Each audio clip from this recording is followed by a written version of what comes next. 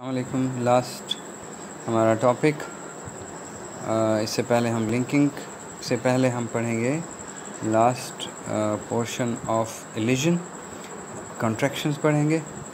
कुछ लोग कॉन्ट्रैक्शन को इलिजन में शामिल करते हैं, लेकिन देखते हैं कि कॉन्ट्रैक्शन इलिजन में शामिल है या नहीं। कॉन्ट्रैक्शंस जो है वो पॉइंट है जिसमें हम किसी भी वर्ड को स्मॉल करके बोलते हैं। फॉर एग्ज़ाम्पल विल या शैल को डबल एल से शो किया जाता है। विल जैसे आइल कहा जाता है। इसकी एग्जांपल्स आगे दी हुई हैं। हैड को और वुड को डी से ड से स्पेल किया जाता है। Had would spelled D. अच्छा जी, स्पेल्ट किया जाता है आफ्टर वर्ड्स। अड आफ्टर कॉन्सोनेंट्स अड कहा जाता है, यानी वॉवल के बाद डी हो तो ऐसे ही ड बोल दिया जाता है, और अगर ना हो तो फिर अड बोला जाता है, जैसे हीट। और अगर होगा कोई नेम, जैसे कोई नाम अगर आपके जहन है तो उसके बाद हैड अगर लगेगा, वुड लगेगा, तो फिर ई डी या शॉ डी साउंड बोला जाएगा। इज़ हैज़ को स्पेल किया जाता है एस के प्रोनाउंसिएशन के साथ, जैसे हीज़, शीज़, शी ऊपर कॉमा एस, ठीक है, जिसको अपोस्ट्रोफी एस कहा जाता है। आफ्टर फोर्टिस कॉन्सोनेंट्स जी आफ्टर लेनस कॉन्सोनेंट जी आफ्टर लेनस होता है, और अगर कॉन्सोनेंट फोर्टिस है तो एस प्रोनाउंस किया जाएगा। एक्सेप्ट दैट आफ्टर एस स ज श ज च ज, इनके अलावा, ठीक है, pronounce is pronounced is and has is pronounced is, ठीक है जी। आफ्टर इन चारों पांचों के अलावा स साउंड को is कहा जाता है, और has जो है is pronounced as, ठीक है, कॉन्ट्रैक्टेड फॉर्म में। will स्पेल्ट डबल एल की फॉर्म में लिखा जाता है। आफ्टर कॉन्सोनेंट सिंगल एल हो जाएगा। हैव स्पेल्ट वी ई, इसी तरीके से बाकी आपने पढ़े होंगे। आर को आर ई से ये नेक्स्ट लाइन में हम चले गए, नेक्स्ट पेज पे 115 पे। यू आर को यो पढ़ा जाएगा। वी को वी आर कहा जाएगा। नेक्स्ट है जी linking, last topic. Linking are जो है ना हमारे इंग्लिश लैंग्वेज में, ये अमूमन ये हमारी स्पोकन लैंग्वेज में नहीं होता। कब नहीं होता? जब ये फाइनल आर हो, जैसे हियर, ये नीचे एग्जांपल में दी हुई है। The most familiar case is the use of linking r. The phoneme r does not occur in syllable final position in the BBC accent. जो फनीम आर है वो नहीं होता सिलेबल फाइनल पोजीशन में बीबीसी एक्सेंट में।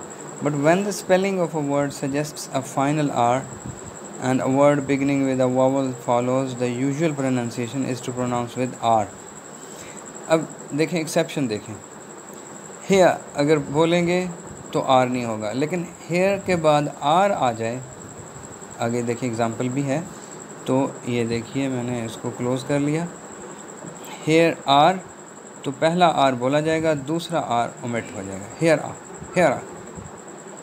for, इसमें are नहीं pronounce किया गया, लेकिन जैसे ही नेक्स्ट वावल साउंड थी एग्स लिखा गया तो 4 एग्स, तो आर प्रोनाउंस किया गया। BBC speakers often use r in similar way to link words ending with. अच्छा जी, इसके बाद आ जाता है, ये तो था ना लिंकिंग आर।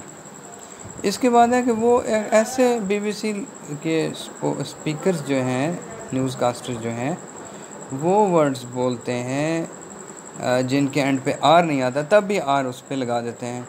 ऐसे आर को इंट्रूसिव आर कहा जाता है। जैसे फार्मूला ए, तो फार्मूला ए नहीं कहेंगे, वो कहेंगे फार्मियलर ए लर, ठीक है। ऑस्ट्रेलिया ऑल आउट नहीं कहेंगे, ऑस्ट्रेलियर ऑल आउट। मीडिया इवेंट नहीं कहेंगे, मीडियर इवेंट कहेंगे। वो उसी जो वो रूल को या प्रिंसिपल को फॉलो करते हुए जाएंगे। This is called intrusive R. Some English speakers and teachers still जो है ना, without any reason R को यहाँ पे अपनी स्पीच का हिस्सा बना दिया जाता है। यहाँ पे हम देखते हैं कि linking r and intrusive r special cases of a juncture. Juncture mean junction, मिला देना, दो अल्फाज को मिलाने का काम ये करते हैं, कंबाइन करने का, जोड़ने का, अटैच करने का। We need to consider the relationship between one sound and the sounds that immediately precede and follow it.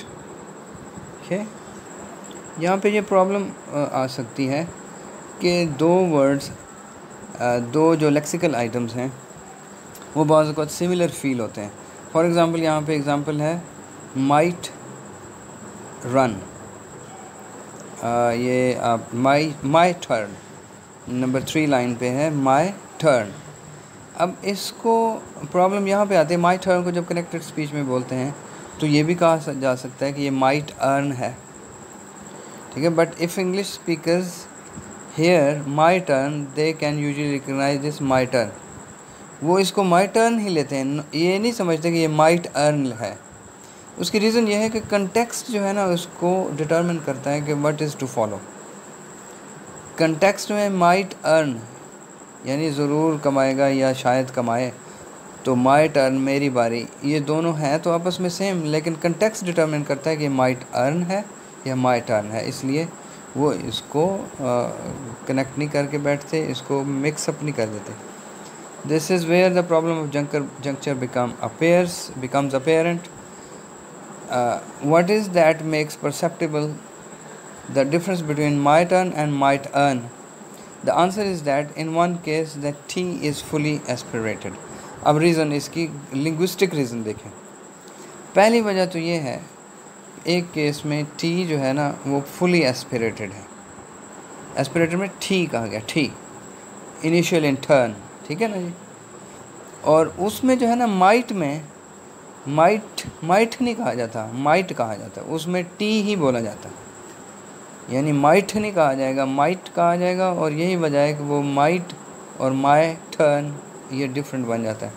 In other case it is not being a final might, ठीक है। वो माइट में एस्पिरेटेड टी नहीं है, T नहीं है, ठीक है।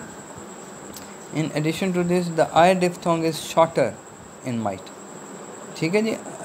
आई जो डिफ्थोंग है ये माइट में शॉर्टर है, मुख्तसर है, यही वजह है कि ये मिक्सअप नहीं करते इंग्लिश लिसनर्स। अब हम आते हैं next examples. My ingenious minimal pairs have been invented to show the many ingenious means new, novel, out of thought, important, invented to show the significance of juncture, a few of which are given below. My train है, are voiced when initial in rain, I shortened versus my train. My train और my train ये फिर वही last example जो अभी explain की है उससे कनेक्टेड है। टी एस्पिरेटेड नहीं है और ट्रेन में टी एस्पिरेटेड है। all that I am after today, all that I am after today, T relatively unaspirated when final in that, ठीक है जी।